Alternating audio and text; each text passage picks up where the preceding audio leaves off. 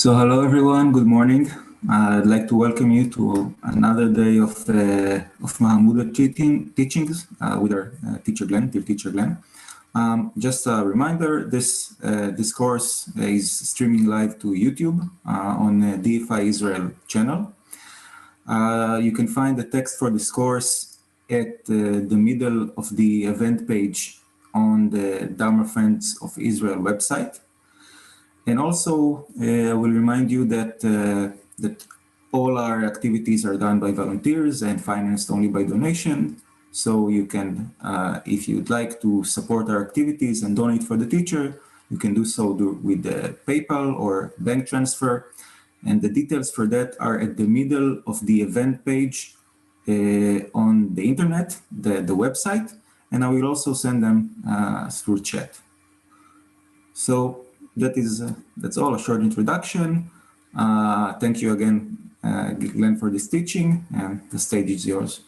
Thanks. Thanks, Tomer. So again, I'd like to begin by welcoming everyone back here to this 5th day of this Mahamudra retreat, Realizing Nature of Mind. Let's have a look at what we'll be covering in this first session today, where we really start to look at this view of emptiness. We'll begin with a meditation, an emptiness meditation, looking for the meditator based on the instructions that we saw in the text end of yesterday. And then we'll begin and we'll follow that with a review of some of the main points from yesterday.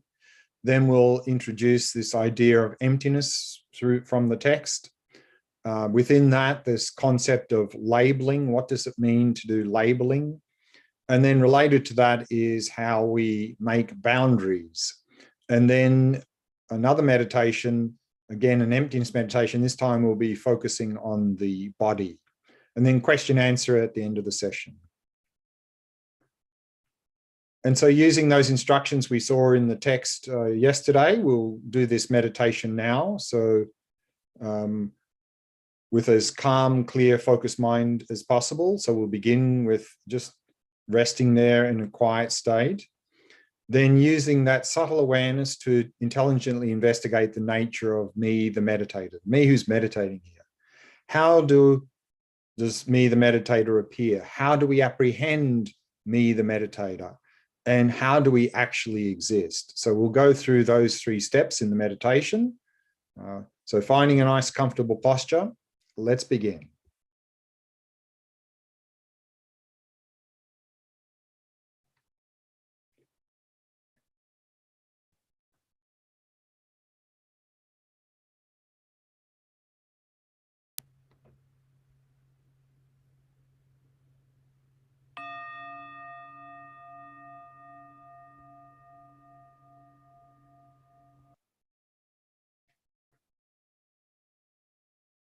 Allowing your awareness to descend into the body and simply become aware of sensations throughout the body.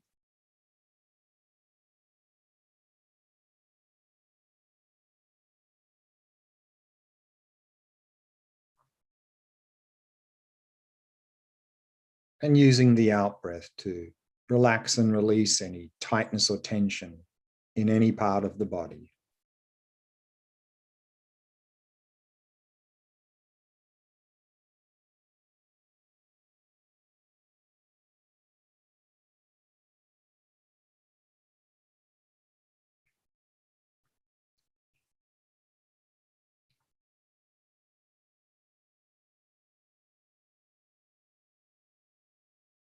And relaxing more deeply with each out-breath.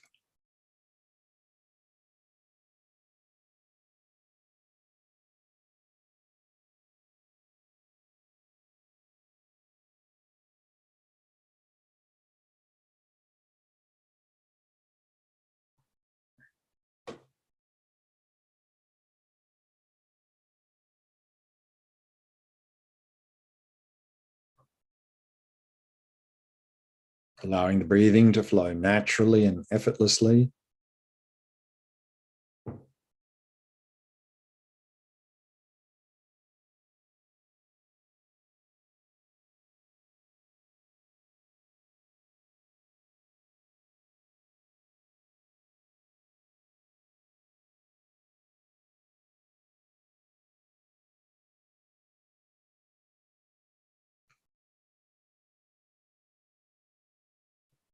and allowing the mind to come to rest in the stillness of the present moment.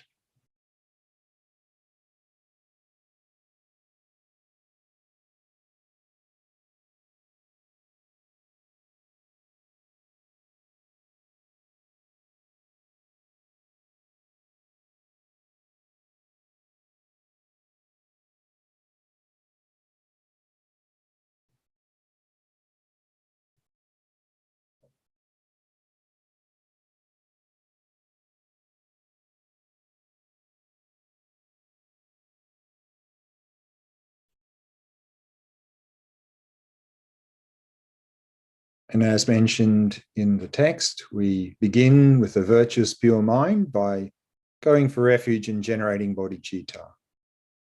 And we'll precede that with the 4 thoughts that turn the mind. This precious life of leisure and opportunity is rare and easily lost. And the world and those within it are impermanent. I too will die soon. The results of my virtuous and non-virtuous actions will, without fail, ripen within me.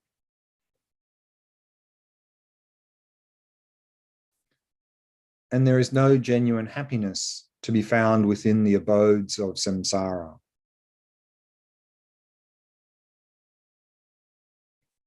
And so I go for refuge until I am enlightened to the Buddha, the Dharma, and the Sangha.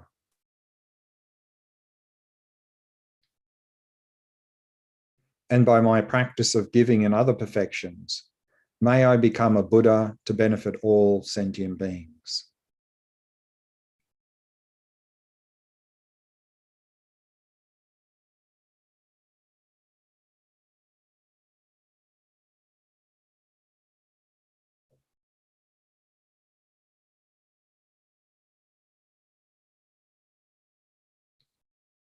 And then based on this motivation, we can begin the actual Vipassana meditation on emptiness.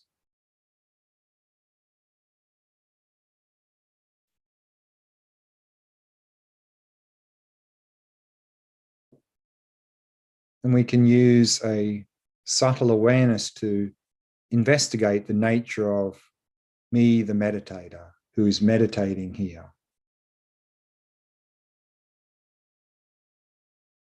How does me, the me who's meditating here, appear to exist? Does it seem to exist from its own side, to exist objectively?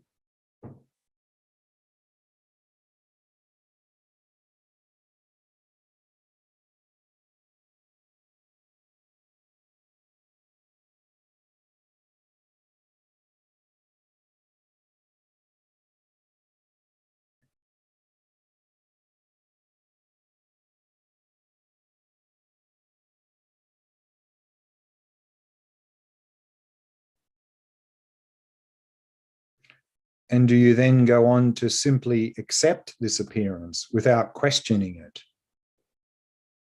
Apprehending me, the meditator, to exist from its own side, to exist objectively.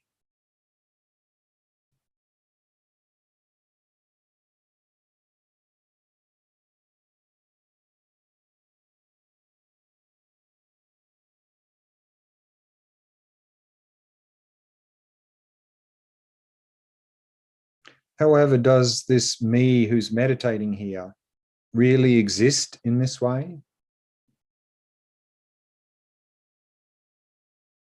If the me who's meditating here exists objectively,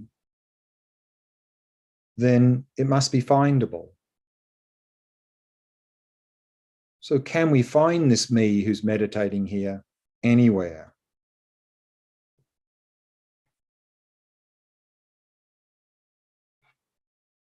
Can me, the meditator, be found anywhere within the body? So search thoroughly every part of the body and look for the me who's meditating.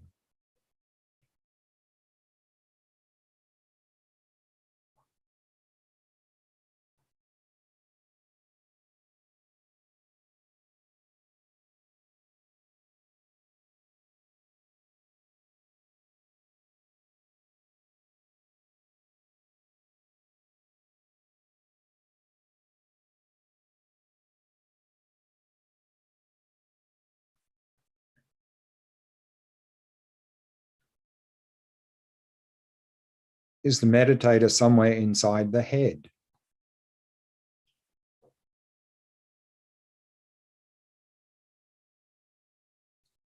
Is the brain, is that the me who's meditating here?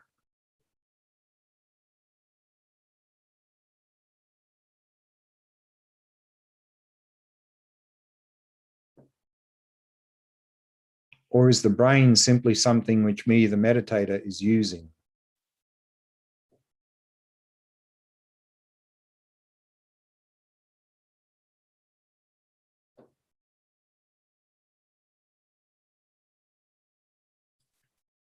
Is the whole body itself? Is that the me who's meditating here?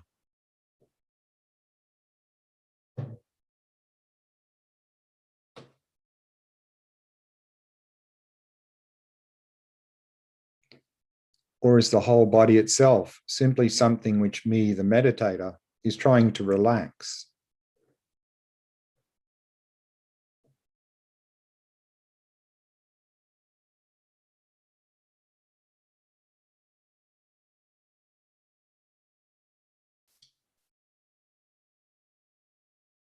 Well, then, can me, the meditator, be found anywhere within the mind? Again, search thoroughly every part of the mind and look for the me who's meditating here.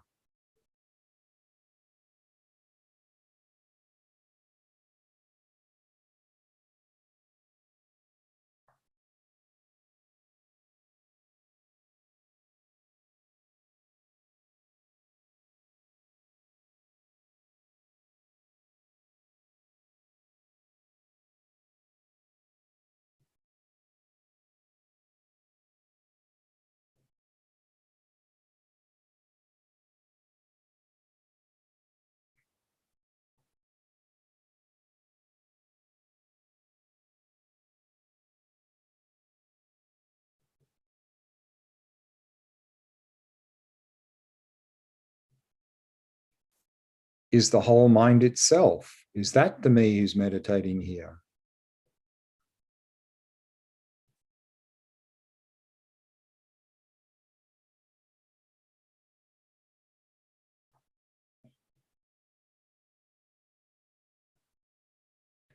Or is the whole mind itself simply something which me, the meditator, is using to focus on the object?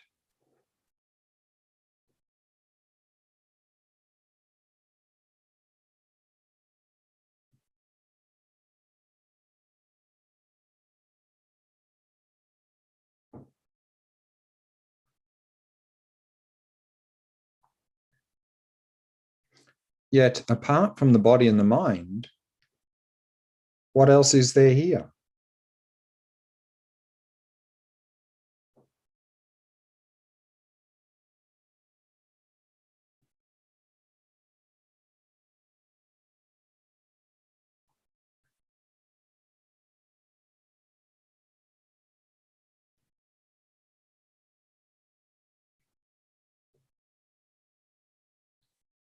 If there's nothing more than the body and the mind here, then where is the me that possesses this body and mind?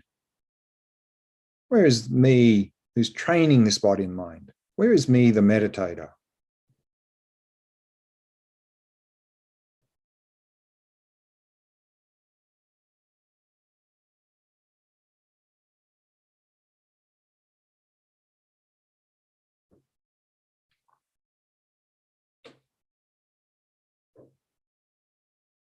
If you can't find the me who's meditating here anywhere, then simply rest in that experience of not finding,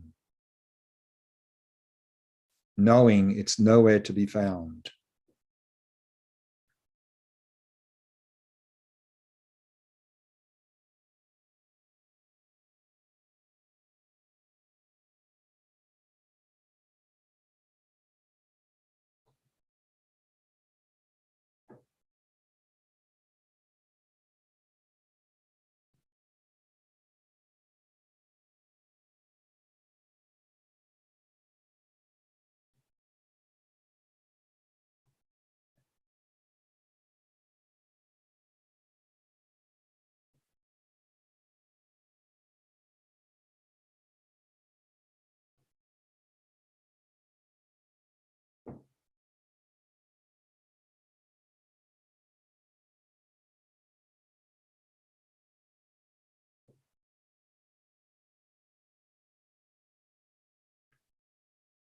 And even if you didn't find the me who's meditating, isn't there someone who's experiencing all of this?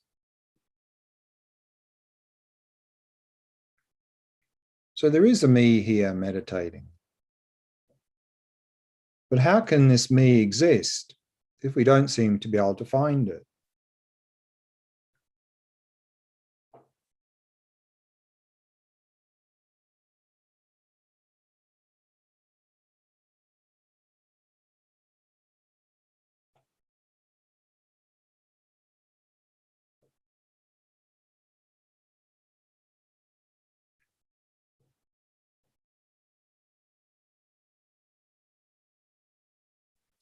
Me, the meditator, is empty like an illusion, a mere appearance, a mere name, merely imputed by conception, merely labelled on the basis of the body and the mind.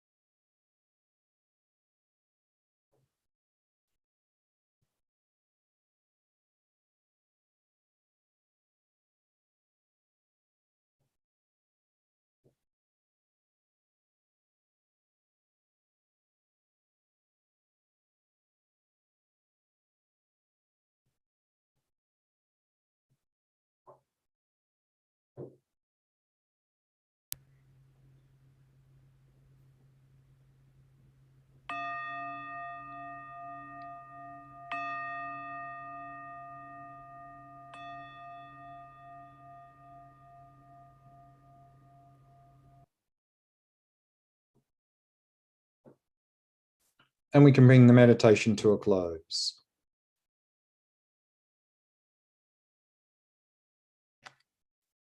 Let's begin with a short review of some of the main points from yesterday. And so we're in the Sutra Mahamudra explanation. Last weekend, we focused on the shamatha practice. And this weekend, we're focusing on the Vipassana practice.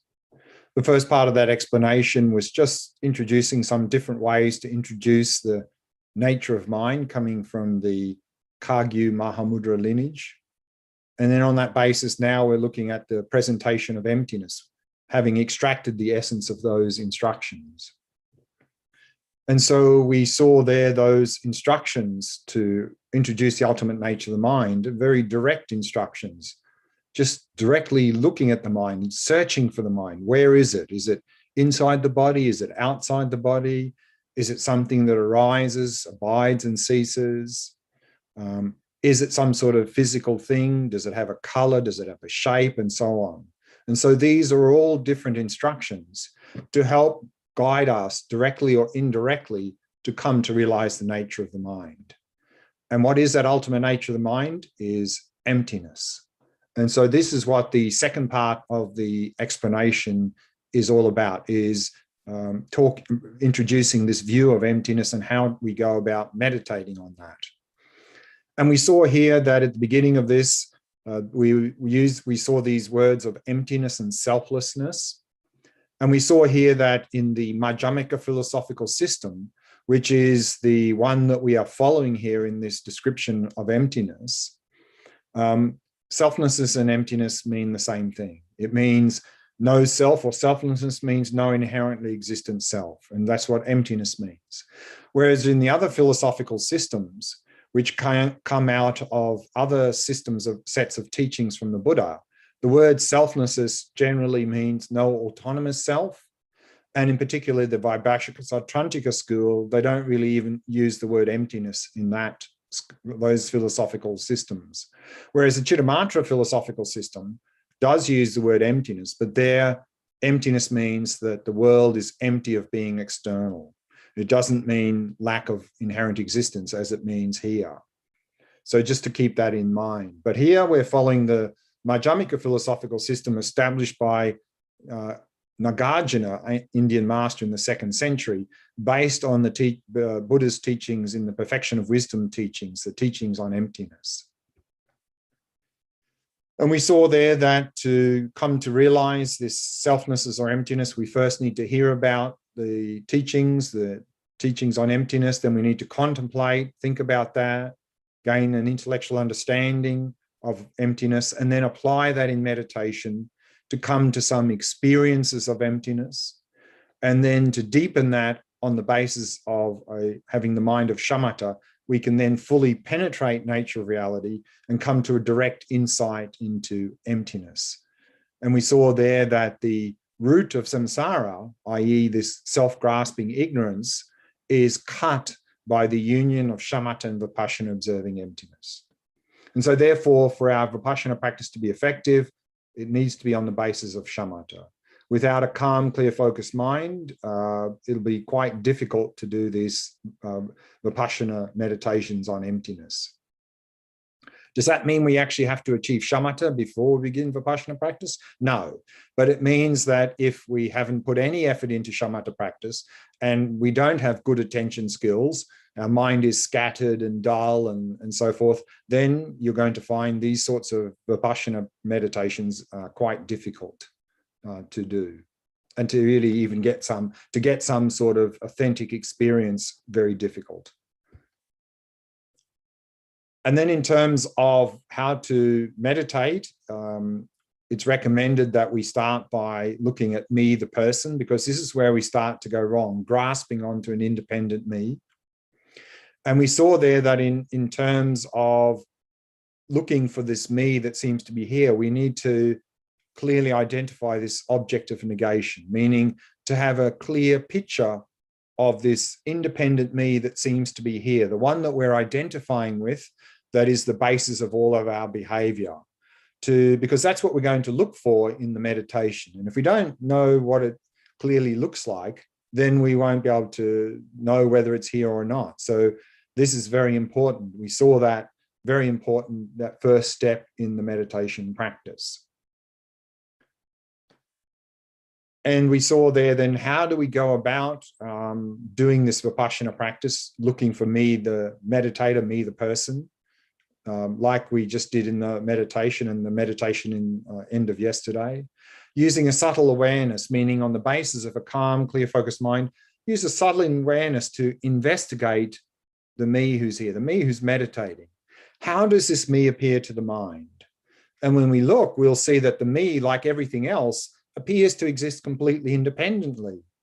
And then the way in which we apprehend it is we simply accept that appearance. We don't question those appearances. We just automatically accept.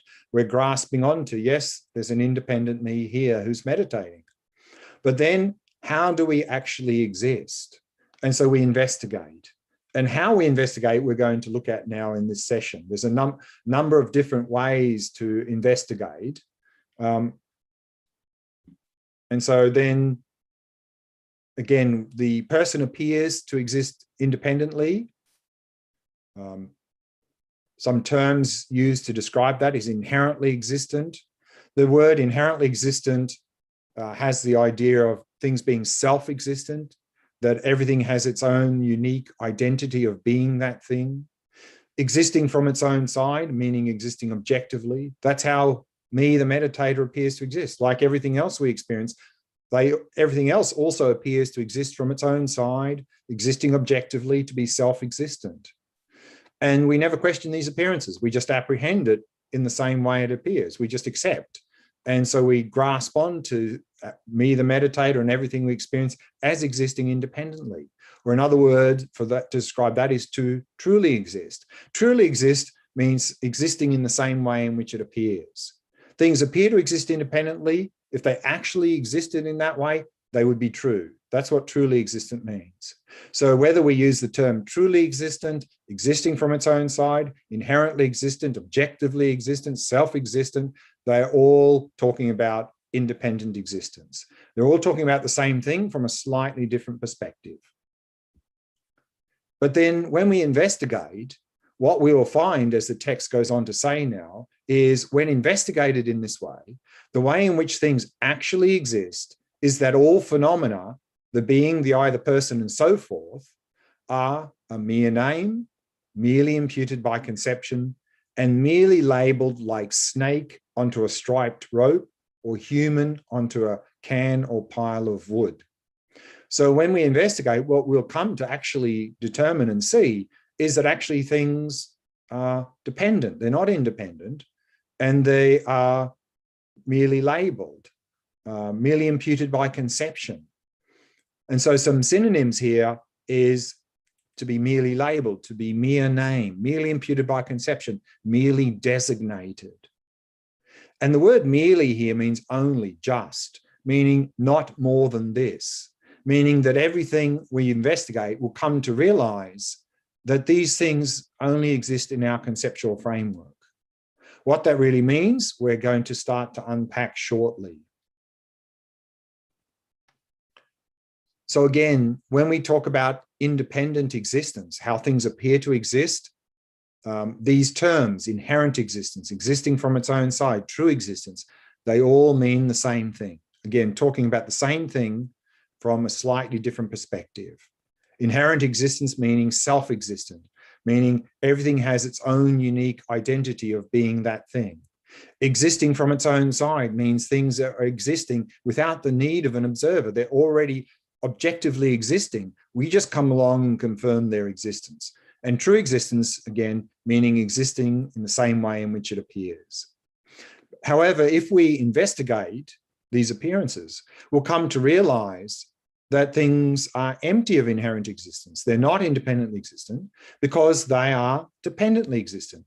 And the term here that used in the text is dependent arisings. Everything we experience is a dependent arising. So this word emptiness in Sanskrit is shunyata, and this is the meaning of the word is that things are empty of inherent existence. So emptiness doesn't mean things don't really exist. It means they're empty of inherent existence. They're not inherently existent.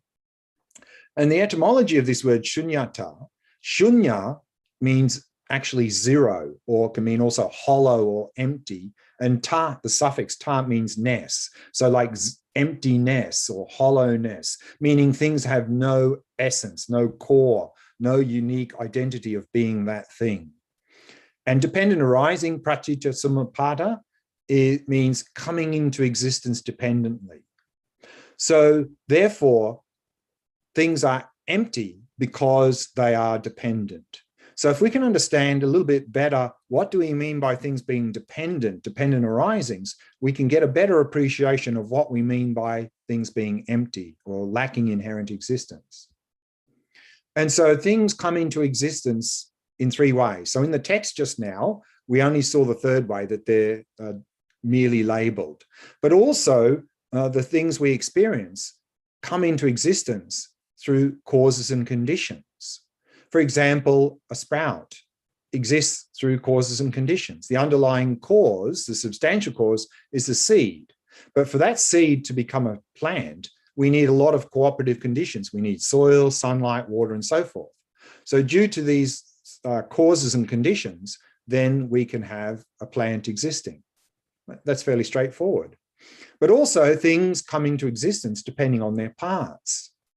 Example, the plant again, the plant exists depending on its roots, stem, branches, and leaves, and so forth. So without these parts, there's no plant.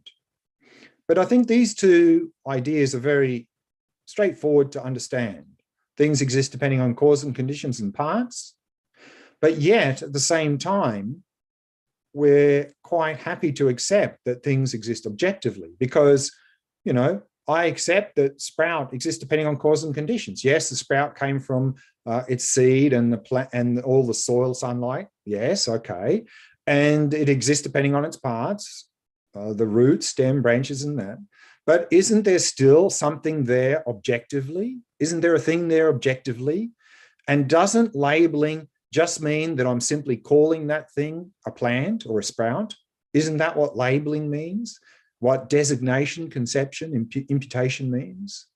So this is really just a superficial understanding of labeling.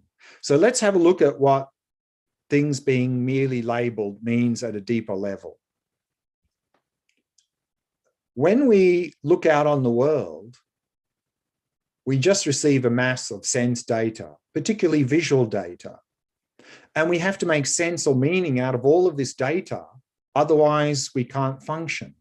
And so what we do is we draw lines around various collections of data and create meaningful objects so that we can make sense or meaning out of this world, so we can function. But we do more than that, because in order to communicate with others, we have to give names to the things that we've created to be able to communicate with others. So labeling is this process of drawing a line, creating an object, and then giving it a name. And how we do that is not fixed. It's completely arbitrary, depending on the meaning that we want to get out of what we experience. For example, here in this slide in the middle, we can ask the question, how many things are here in the middle there? And most commonly, we would probably draw one line around all of that data there, create one object and call it a star. In most cases, that's probably the most meaningful thing to do. But in other occasions, it may be more meaningful to draw two lines, create two objects and say there's two triangles there. On another occasion, it may be more meaningful to draw 6 lines, create 6 objects and say there's 6 triangles. On another occasion, draw 7 lines, say there's 6 triangles and a hexagon. On another occasion, it may be most meaningful to say there's a collection of 18 lines there. So is there 1, 2, 6, 7, or 18 objects there? How many things are there? We decide. We decide how many things are there. This is what it means by things being merely labeled, merely imputed by conception.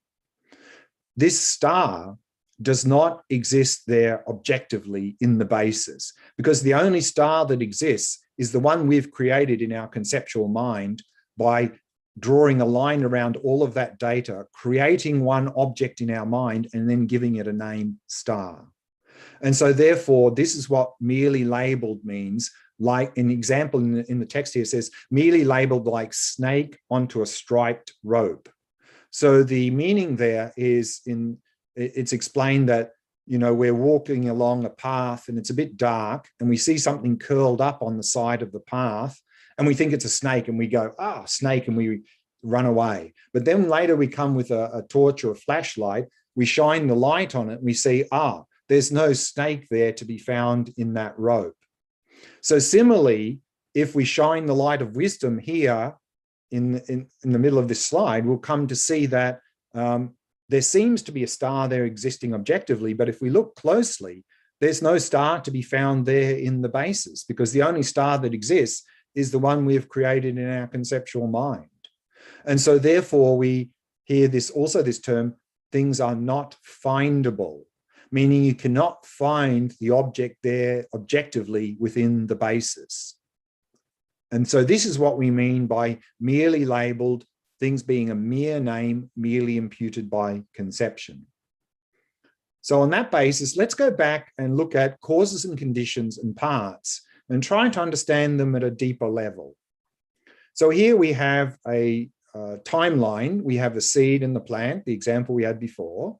And we say that the seed is the cause of the plant and the conditions, soil, sunlight, and so forth. Now we believe that things exist objectively. If things there exist objectively, then there should be a fixed, obvious point at the point at which where the seed becomes the plant. So at what point here in this timeline does the seed become the plant? And when we look at that, we'll come to realize the point at which where the seed becomes the plant is the point at which where this configuration of data stops looking like our concept of seed and starts looking like our concept of plant. And we all have slightly different concepts of what it means to be a seed and what it means to be a plant. So for some of us back here, this is already a plant. For some of us, it's here, some of us it's here, some of it's here, maybe some of us it's here where the seed becomes a plant. We decide when the seed becomes the plant. Another question, and If two things are in a cause and effect relationship, by definition, they cannot exist at the same time. So the question is, does a seed stop existing before the plant comes into existence? So there can only be two answers, yes or no. So again, the question is, does a seed stop existing before the plant comes into existence?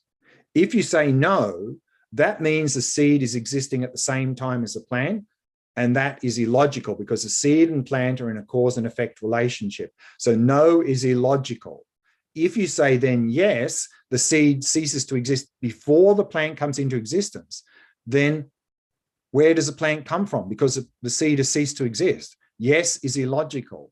So what we see here is that our common sense idea of causality based on things existing objectively now becomes completely illogical. It cannot function. Another point, we say that the plant exists depending on its seed, on the seed.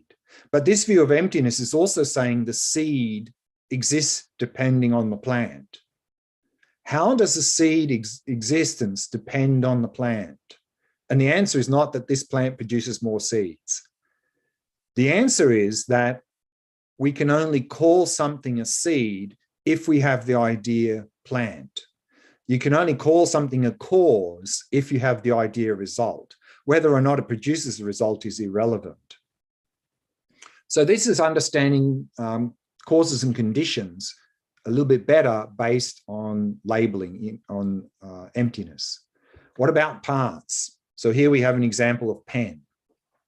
So can the pen be found there in the basis? So we say the pen exists depending on its parts, but is the pen the collection of the parts? Can the pen be found there in the basis objectively?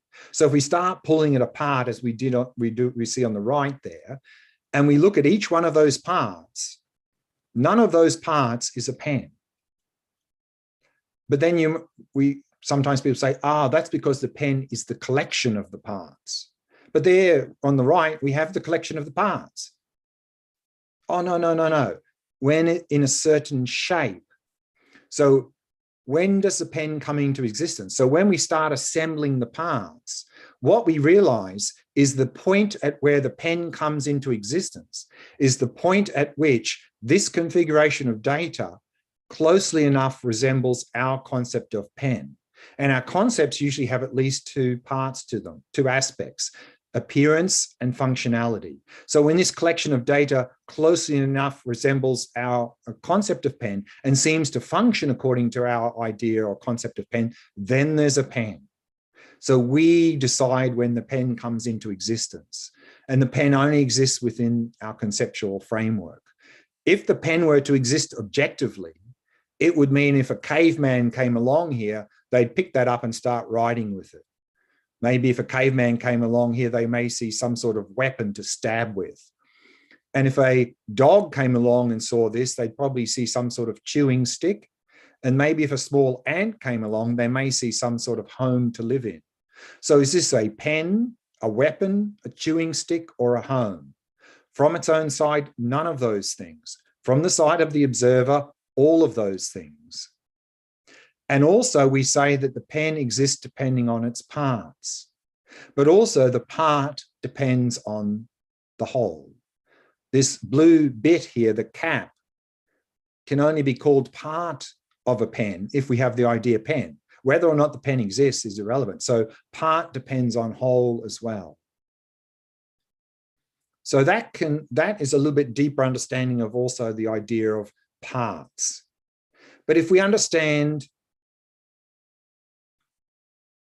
causes and conditions and parts at the deepest level, then we really will appreciate what it means for things to be merely labeled. Now, the problem is that we don't realize that's what we're doing. We don't realize that we are creating this world of our experience. We don't realize that we are creating these objects that we experience. And so what's happening is we're turning lines into boundaries. So we need to create lines, we need to draw lines, create objects to make meaningful objects, because we can't function otherwise. We have to make some sense or meaning. But the problem again is we don't realize that's what we're doing. The world already seems to be divided up into many separate, discrete things. But then you ask, why is that a problem? The problem is because by seeing the world as made up of many separate, discrete things, we are grasping to I and mine. We're grasping to an independent me and an independent objective world. And we saw there yesterday that this is the reason why we're all stuck in samsara. This is the root of all of our mental afflictions and suffering, this grasping to independent me, independent objective world. So when we turn lines into boundaries and we grasp onto independent me and everything we experience as being an independent objective object, that's the root of all of our mental afflictions and suffering. Now, in most of our experiences, the very first line we draw is we draw a line around here and we create the experiencer, because there's single experience. And within single experience, there's two aspects. There's experiencer and experienced. And we need to distinguish those two aspects. Otherwise, we can't make any sense or meaning out of experience. And I think a newborn baby can't even really do that. They have to learn to be able to do that.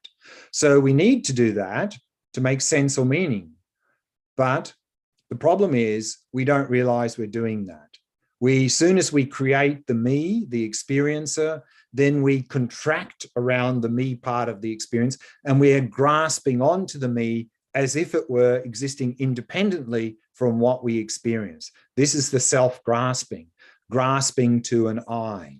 And then once we grasp to an I, an independent me, we grasp to mine, meaning what we experience as existing independently. And again, this is the root of all of our mental afflictions and suffering, because we are out of sync with the interdependent nature of reality. We are fighting against reality. That's why we have mental afflictions and suffering. But this self-grasping is completely irrational.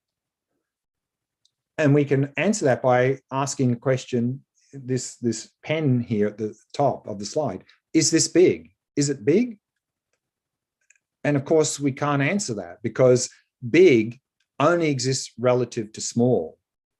Like that, up only exists relative to down.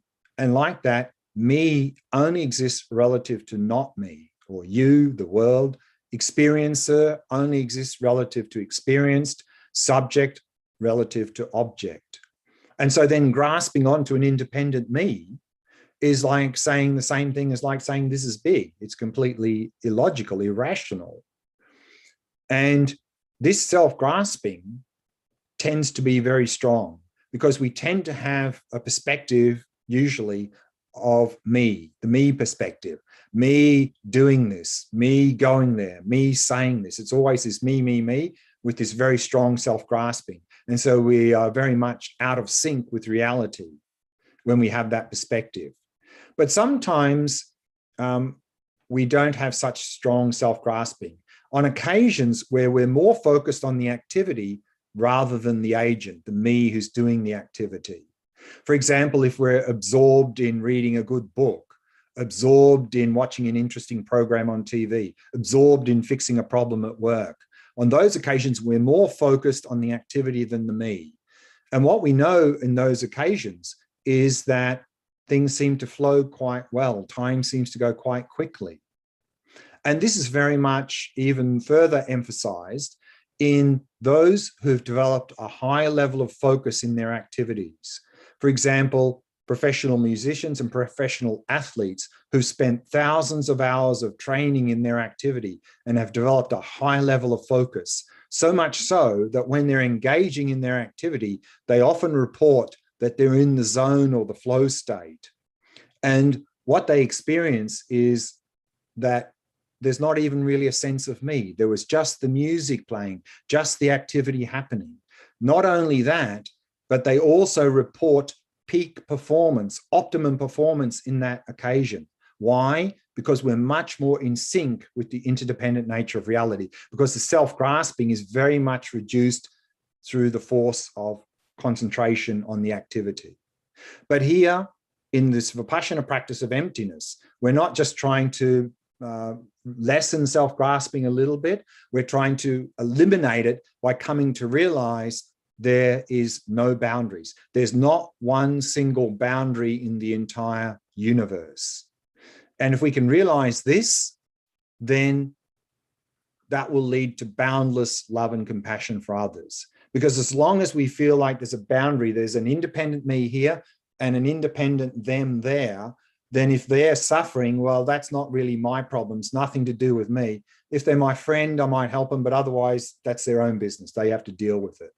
Whereas if we realize emptiness, then if suffering arises, whether it's in that body or this body, equal, the automatic response is compassion. And so therefore, that's one of the signs that our emptiness practice is going well, that we are having more loving kindness and compassion for others.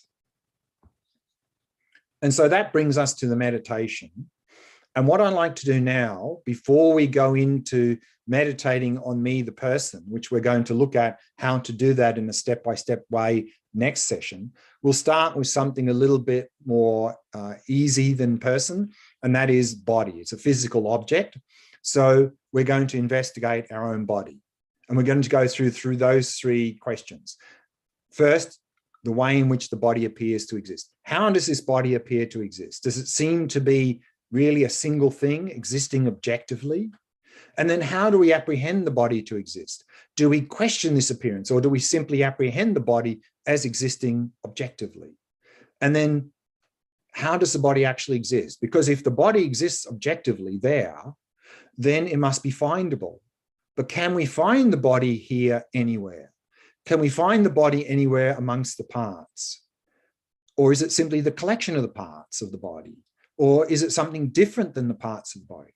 So we're going to do that investigation to come to really see how the body actually exists. That's the meditation we're going to do now. Find a nice, comfortable posture. Let's begin.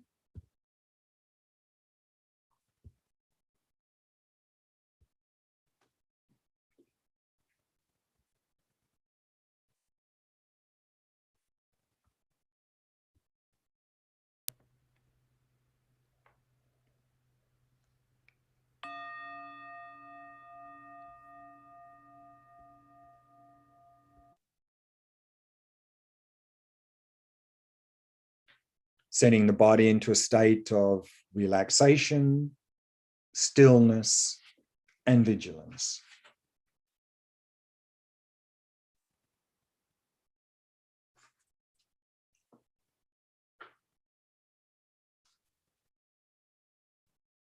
Using the out-breath to relax and release any tightness or tension in any part of the body.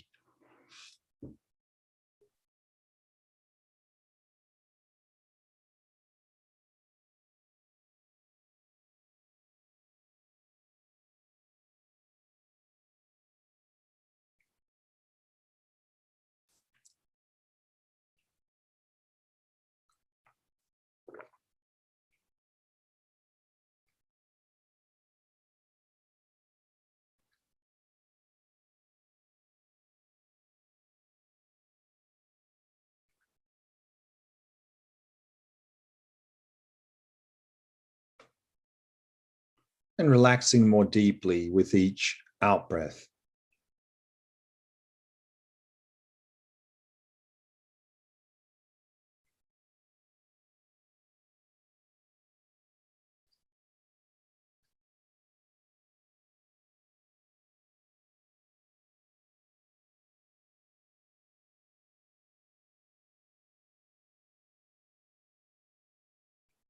Allowing the breathing to settle into its natural rhythm.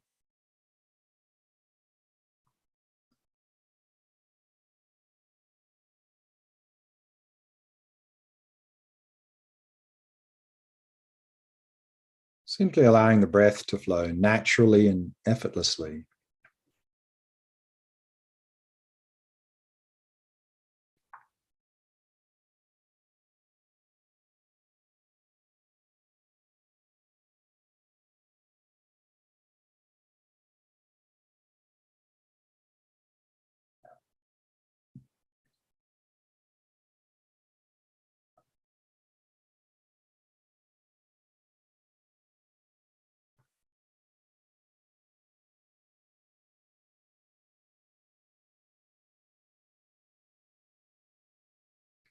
and setting the mind in a state of ease and relaxation. Not dwelling in the past, not anticipating the future. In particular, letting go of any expectations for this meditation. Letting go of all of these things. And simply allowing the mind to come to rest. To come to rest in the stillness of the present moment.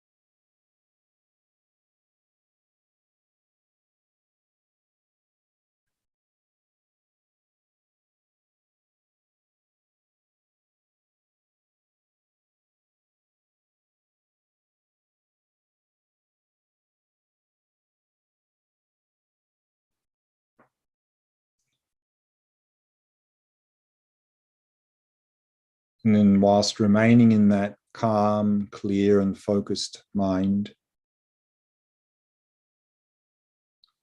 we can use that subtle awareness to investigate our own body. How does your body appear to exist? When you say my body, how does that body appear to exist?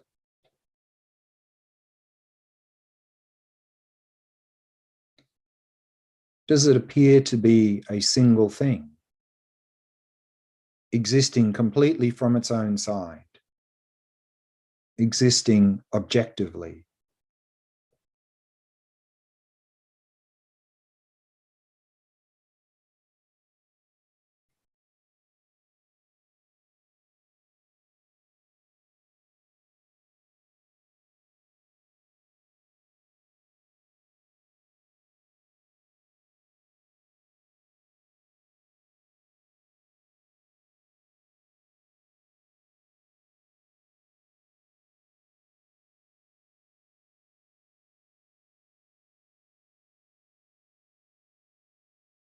And do we simply accept this appearance, simply apprehending the body to exist there objectively from its own side? Is that how we relate to the body?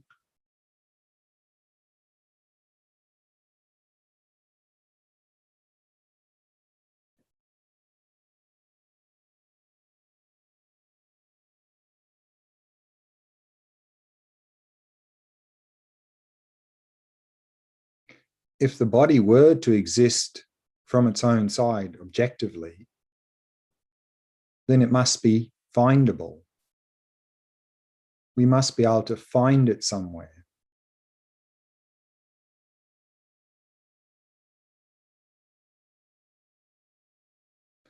Where is there a body to be found objectively? If we are to point to the body, where would we point?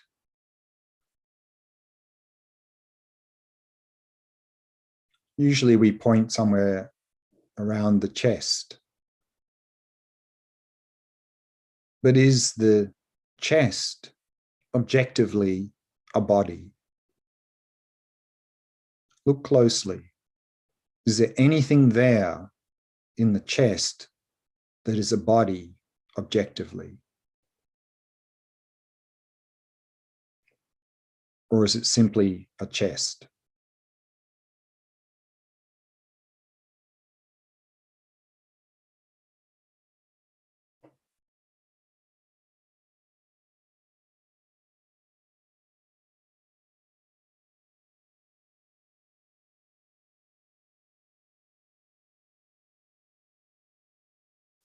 What about the head? Is there anything in the head that is objectively a body?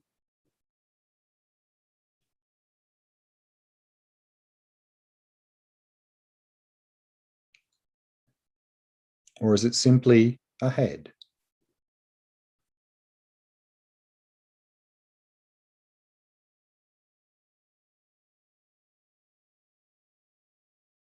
What about the arms or legs? Is there anything there that is objectively a body?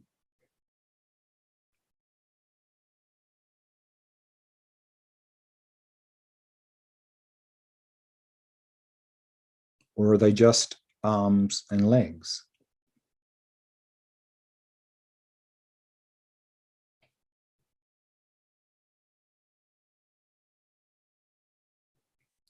No matter where we look, we just see parts of a body.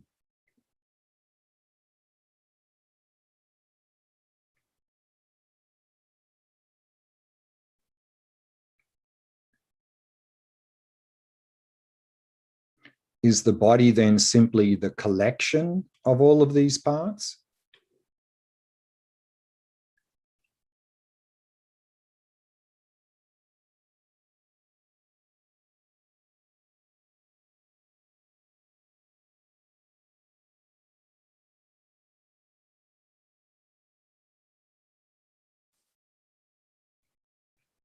Each part is not a body. Hence, the collection of all of these parts is a collection of things, none of which is a body.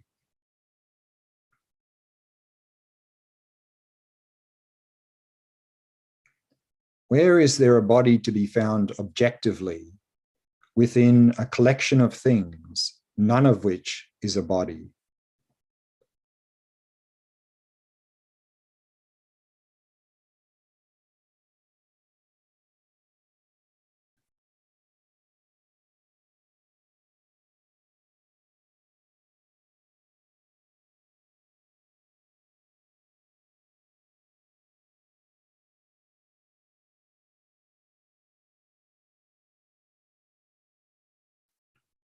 Yet, other than merely these parts, what body is there?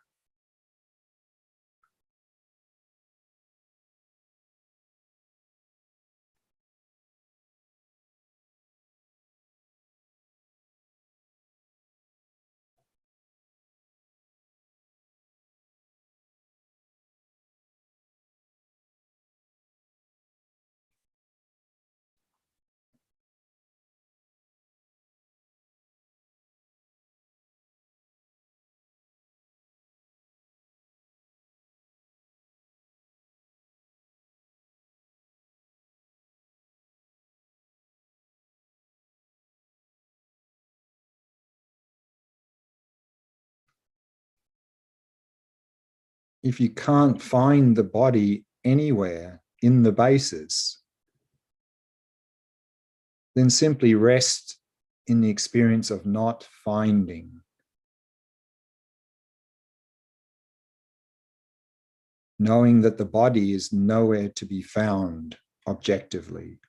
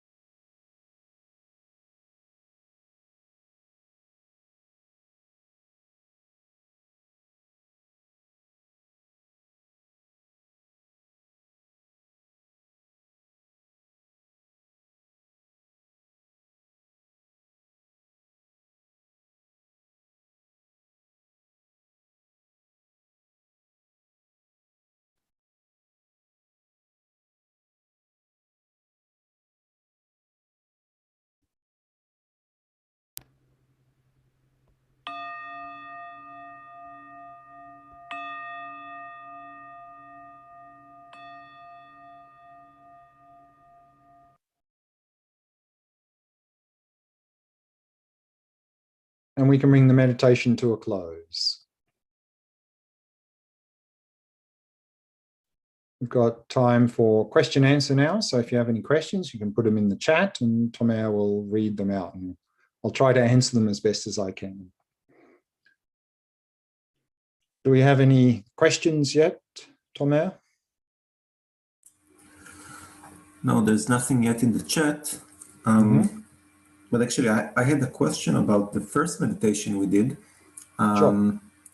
When we search for the meditator in the mind, so does that mean what I do, I observe the mind and then there's a thought, okay, a thought, that's not me. There's an image, okay, I mean, an image, that's not me. An emotion, that's not me. Is that more or less the process? Yeah, sure, absolutely. Whatever's in the mind, so whatever's appearing, any thoughts, emotions, images, concepts, the mind itself, yes, search all of that. Exactly. Okay, thanks. Okay, now there's a question in the chat. So this is from Tzvira and Aviv. The question is, if destroying self-grasping leads to boundless loving kindness and compassion, why do we practice these? Why not just practice selflessness? Good question. Because to be able to come to a direct insight into emptiness, we need a bit of,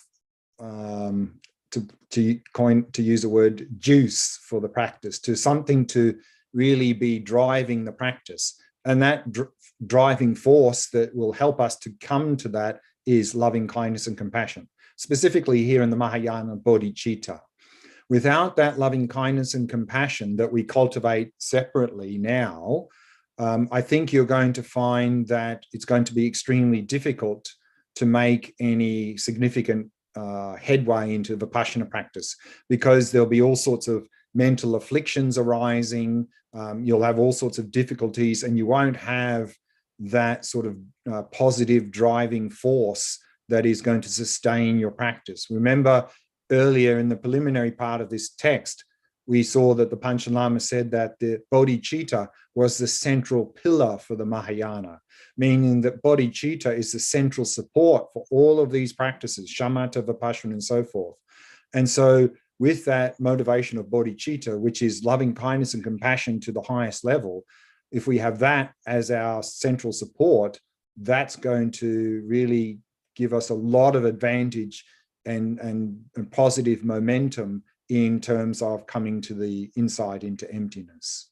So even though if we come to a direct insight into emptiness, loving kindness and compassion will really spontaneously sort of emerge at a great level, we still need to cultivate them separately to help to actually get there in the first place. Because actually, this is one of the, sometimes we see the misconceptions in some of the Tibetan traditions. We I think briefly mentioned the two bodhicittas. There's conventional bodhicitta and ultimate bodhicitta. And ultimate bodhicitta is this wisdom of emptiness. And often in the teachings, it says that conventional bodhicitta arises out of ultimate.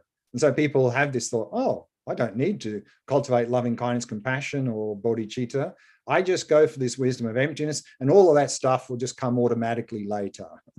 That may be true, but we won't get to a direct realization of emptiness without cultivating them separately now as a beginner. So that's the sort of answer to that. Hey, thanks. There are some more questions now. The next question from Anat is a short one, but maybe have a very long answer. The question is, who is the searcher? Who's the searcher? Good question. We're going to look at that, I think, tomorrow. Oh, no, maybe it'll come later today or tomorrow. Who's the searcher? That's a good question. So the short answer is the searcher exists, just like I exist, like you exist, the cup, the flower, they all exist, but not objectively. So that's the short answer. The real answer actually comes through our own search, to look for the searcher. And we'll do that tomorrow, or maybe even this afternoon. I'm not sure. I think tomorrow it'll come up. We'll look for the searcher. Okay, thanks. And then you'll get the direct answer. Next question is from Noi. And it reads, I consider the meditator to be the soul, the godly part. I accept this part being shapeless, formless. Does this somehow contradict the concept of emptiness? I'm going to talk about that in the next session. So more will come in the next session. But the short answer is that here we're looking for me, the meditator in this case. So whatever we find is me. So whatever we find has to have all the qualities of me. If it doesn't, then it's not me. So that's the sort of short answer, but it'll come in the next session, because it's we're going to talk about that. So maybe we'll leave it till next session. I'll explain a little bit more in the next session. Okay, thanks. Next question from Iftach. I feel like I'm doing something wrong in the meditation. When you ask the questions, I find myself thinking about them and answering them in my mind. I don't really understand how to do investigation. Is it because my shamatha is not good enough? Well, actually, that's also coming in the next session. But again, the short answer, and I think the question came to two good important points, is one, as we've seen, without a calm, clear, focused mind, doing this sort of investigation is very difficult. I mean, we'll just get confused. We won't be able to know, where am I looking? I can't really see anything. I'm not sure. So then if that's the case, then we need to go back and do a little bit more work on shamatha to have a more calm, clear, focused mind, so we can actually clearly investigate. That's one point. And the second point that came up in the question, which I'm also going to talk about in the next session, is that these questions are the basis for our direct investigation. So we're being like an empirical scientist, meaning that based on these questions, we're looking to see what is experientially the answer to this question. What we're not wanting to do, which often is what we end up doing, is, and because in the modern world particularly, we're quite intellectual, we're quite smart, we want to figure out everything. So when a question comes, then in meditation like this, then the intellectual mind comes in and goes, oh, I know the answer, I know the answer. You don't have to look, I know what the answer is. And then we're not being an empirical scientist. So we may or may not have the correct intellectual answer to some of these questions, but that's irrelevant. What we're trying to do in Vipassana is to come to see reality as it is. So we want to leave out the intellectual mind, and just based on the questions, we look directly through our direct observation to try to see the answer to that question through our direct experience, not try to intellectually answer it. So that's very important. Otherwise, we're not doing Vipassana practice. Talk a little bit, again, I'll talk a little bit more about that in the next session. That comes up again. Okay, thanks. Next question is from Dror. And the question is, when we say that things are inherently empty, does this also Inherently includes... empty. Well, I think that's it just an means empty. oxymoron, inherently empty. Yeah, so I guess he means empty. Sure. Does this also include suffering? Does suffering depend upon me deciding that this is suffering? Right. Oh, okay. There's a lot to answer there, but short answer, more will come later. Yes, we're saying this view of emptiness is saying everything that we experience is empty. But that doesn't mean it doesn't really exist, or it doesn't function, or it doesn't have an effect. Emptiness, as we're going to see later today, means functioning world, and functioning world means emptiness.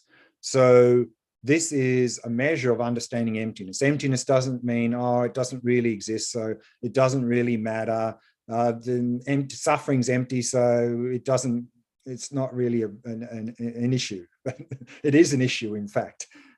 Because things are empty, things matter. And because things matter, therefore things must be empty. So that's the short answer. More will come later.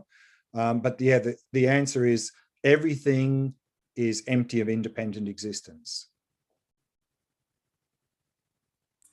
Okay, We've got thanks. time for one or two more questions, I think. Yes, we have them. Now there's a continuation for the question from Tzlil and Aviv, and it reads, if selflessness leads to bodhicitta, then when you reach nirvana, you also become a Buddha. And then what's the difference between Theravada and Mahayana? I said that when we realize emptiness, loving kindness and compassion will emerge, not necessarily bodhicitta. And so therefore we won't, if we just come to realize emptiness on the basis of renunciation, that doesn't mean spontaneously we will have bodhicitta and therefore achieve enlightenment. You may find that on the basis of realization of emptiness, you may find that a powerful force that might lead us towards realizing or developing bodhicitta, but it's not going to be automatic. So we won't, it's not like we'll automatically achieve enlightenment if we realize emptiness. We need bodhicitta. And so the earlier we can start to cultivate the bodhicitta, the quicker we'll realize emptiness, and then the quicker we can achieve enlightenment. One more question maybe, and then any more we'll leave till the next session. Okay, sure. A question from Dana. What do you mean by finding whatever has all the qualities of me? What are the qualities of me?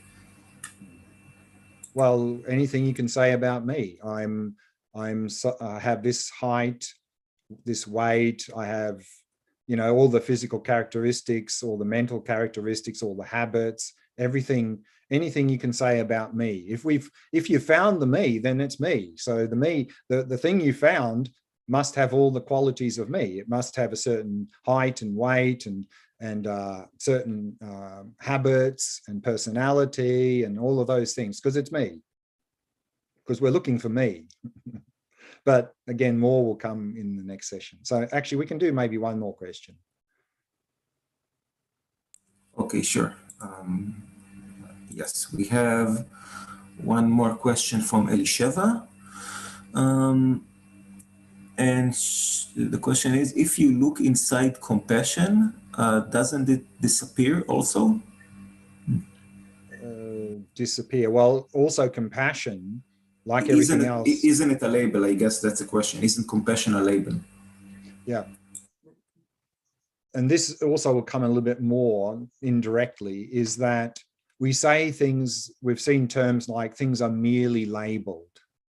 But that doesn't mean we're somehow fabricating, hallucinating things. That's not what merely labeled means. And so we're not making things up. We're not, so things function. There is a functioning world, there's a functioning me. But that functioning world and functioning me is merely labeled. So this is the challenge. And again, we'll talk more about this later, is that we're stuck in what's called the two extremes. Now, it seems like there's either a real independent me and a real independent objective world, or there's no me and no world. There seems to be just two possibilities. And so when we start to undermine this supposed real independent me and real independent objective world through this investigation into emptiness, and then say things like, oh, things are merely labeled, mere name, it seems like, oh, nothing really exists. We're just sort of hallucinating things. We're just making them up as we go. We can just make up whatever we want. That's not the case. That's not what merely labeled means. And more, again, will come later. Okay. So let's leave it there. Let's take a break now. Any leftover questions, we'll try and address those in the next session. But let's take a break now. And in the next session, we're going to go more deeply into the method of how to investigate me, the person, through a very sort of systematic way called the 4 essential points. And we'll unpack that in the next session. But first, let's take a break, come back at 10:15.